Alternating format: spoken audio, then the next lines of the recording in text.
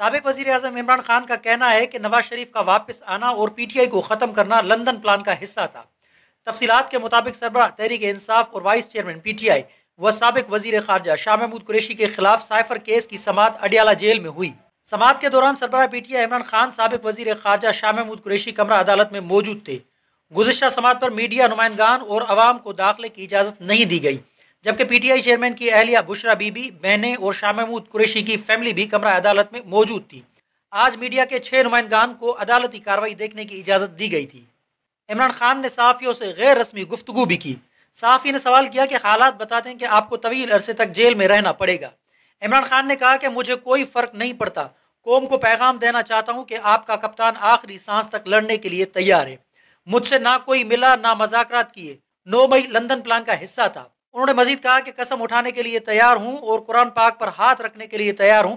بشرا کو اس دن دیکھا جس دن میرا نکاح ہوا۔ عمران خان نے مزید کہا کہ میں آج آپ کو واضح کر رہا ہوں، الیکشن پی ٹی آئی جیتے گی۔ حالات دیکھ کر خدشہ ہے کہ یہ کہیں الیکشن سے بھاگ ہی نہ جائیں۔ 6% کی گروتھ کو 0 پر لے آئے ہیں۔ لوگ کیا پاگل ہیں؟ انہیں نہیں پتا کہ کون کیا کر رہا ہے۔ عمران خان نے کہا کہ جیل میں مرنا قبول کر لوں گا، ڈیل کر کے ملک چھوڑ کر نہیں جاؤں گا۔ میری قوم کو جا کر بتا دیں کہ عمران خان آپ کے ساتھ بے وفائی نہیں کرے گا۔ مزید خبروں اور اپڈیٹ کے لیے جوت نیوز کو لائک کریں، سبسکرائب کریں، کمنٹ سیکشن میں اپنی رائے کا اظہار ضرور کریں۔ اللہ حافظ۔